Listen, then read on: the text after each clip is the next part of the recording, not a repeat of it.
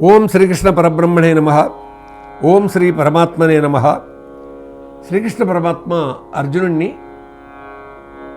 నీ కర్మ నీవు చెయ్యి అనేటటువంటి విధంగా బోధిస్తూ కర్మ వల్ల వచ్చేటటువంటి ఫలితాన్ని ఆశించుకొని చెప్తూ సకుశల కర్మే యోగం అంటున్నాడండి. అంటే కుశలంతో కూడుకున్న కర్మ చేయాలి. కుశలం అంటే ఏమిటిది? నైపుణ్యం. ఈ మధ్యన మనము దేశంలో వింటూ ఉన్నాం, స్కిల్స్ ఉండాలి అనేటటువంటిది. అంటే ఏదైనా ఒక పని చేయాలంటే ఆ పనికి సంబంధించిన నిపుణత, నైపుణ్యము, శిక్షణ ఉండాలి అని. శిక్షణ ద్వారా నైపుణ్యాన్ని సాధిస్తాం. కాబట్టి ఇది భగవద్గీత చెప్పినటువంటి అంశం. బుద్ధియుక్తో జహాతీహ ఉభయ సుకృత దుష్కృతే తస్మాద్యోగాయ యుజ్యస్వ యోగ కర్మసు కౌశలం. ఎంత గొప్పగా చెప్పారో చూపండి. యోగ కర్మ సుకౌశలం, సకుశల కర్మయే యోగము. ఎంత బాగుందండి. యోగం అంటే ఏంటి అంటే, యోగం అంటే కలయిక, కూడిక అనేటటువంటిది. పోనీ జీవాత్మ పరమాత్మల కలయికే అందాం, లేదా మనస్సు బుద్ధే కలిసింది అని అందాం, లేకుంటే నలుగురు కలిసితే ఒక యోగమని అందాం.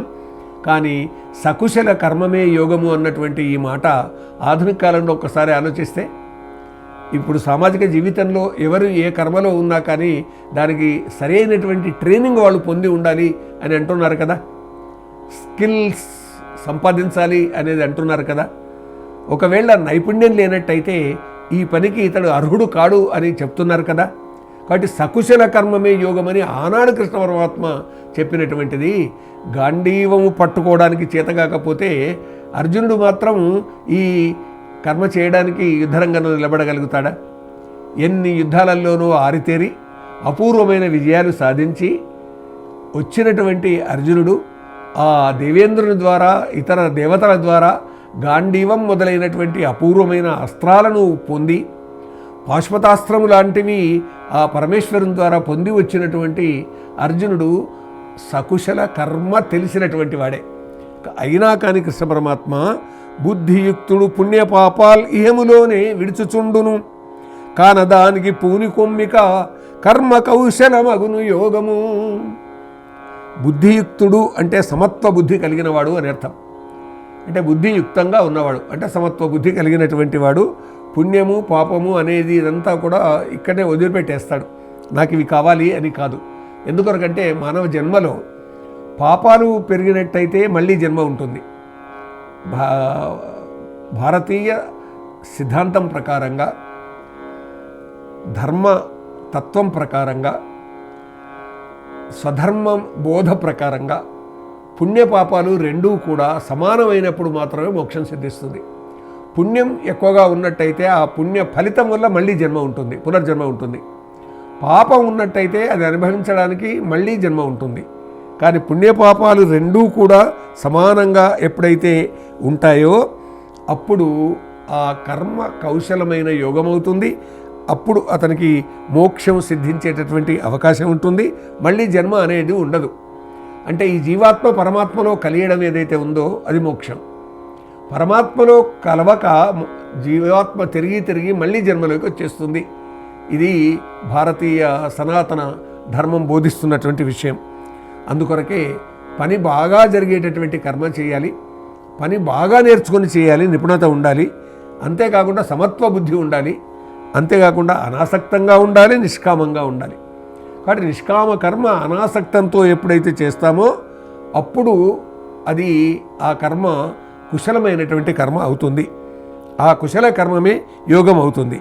పుణ్యకార్యాలు ఫలించాలి అనేటటువంటిది ఆ ఫలితాన్ని ఆశించుతూ కర్మ చేయకూడదు. అందువల్ల కర్మబంధం నుంచి బయటపడాలి మనిషి. రెండూ వదలాలి, పుణ్యము పాపము అనే రెండూ వదలాలి.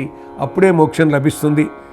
అందుకే కర్మల్లోని నేర్పరితనమే యోగము అనే చెబుతూ కర్మజం బుద్ధియుక్తాహి ఫలం త్యక్త్వా మనీషిణః జన్మబంధ వినిర్ముక్తాః పదం గచ్చంత్యనామయం అని బోధిస్తాడండి కృష్ణ పరమాత్మ. ఘనమనీషులు బుద్ధి యుక్తులు కర్మ ఫలములు వదలి వేతురు జన్మబంధము నుండి విడివడి దుఃఖరహితపు మోక్షమందుదురు. ఇది ఫలితం ఇందులో. అంటే దుఃఖరహిత మోక్షం లభించడం అనేటటువంటిది ఎప్పుడు సాధ్యమవుతుందంటే కర్మఫలాలు కోరకుండా కర్మ చేస్తే. ఆ కర్మ యొక్క పుణ్యం ప్రపంచానికి అందుతుంది, ఆ కర్మ యొక్క ఫలితం ప్రపంచానికి అందుతుంది. తనకే కావాలని కోరుకొని చేసేటటువంటి కర్మ అది సకుశల కర్మ కాదు. సకుశల కర్మ ఎప్పుడవుతుంది అని అంటే అందరికీ చెందాలని కోరుకొని కర్మ చేయాలి, అది అందరికీ ఈ పుణ్యం అందాలి అనేటటువంటి భావన మనస్సులో ఉండాలి. దుఃఖరహితమైనటువంటి విధంగా కర్మ ఉండాలి, దుఃఖాన్ని పొందేటటువంటి విధంగా కర్మ ఉండరాదు అని చెబుతూ తాను కర్మల్లోని నేర్పర్తనమే యోగం అనేది ప్రధానంగా బోధించారు కృష్ణ పరమాత్మ. కాబట్టి నైపుణ్యాన్ని సాధించాలి, నిపుణత్వంతో బుద్ధియుక్తుడై అంటే సమత్వ బుద్ధి కలిగి ఉండి కర్మ చెయ్యాలి అని ఇంతగా ఎందుకు బోధిస్తున్నాడు కృష్ణ పరమాత్మ అని అంటే అర్జునునికి ఆత్మతత్వాన్ని, కర్మతత్వాన్ని, మనస్తత్వాన్ని, బుద్ధియోగాన్ని ఇవన్నీ బోధించిన తర్వాత అర్జునుడు తనంతకు తాను ధర్మవీరుడై నిలబడి కురుక్షేత్రంలో ధర్మక్షేత్రంలో ధర్మకర్మ నిర్వర్తిస్తాడు అని ఉద్దేశంతో ఇవన్నీ చెప్తున్నాడని భావించాలండి. వీటిని మన జీవితానికి ఎట్లా అన్వయించుకోవాలనేది ఆలోచించడమే గీత మనకు అందించేటటువంటి సందేశం. ఎత్ర యోగేశ్వర కృష్ణో ఎత్ర పార్థో ధనుర్ధరః తత్ర శ్రీ విజయోభూతి ధ్రువా నీతిర్మతిర్మమ.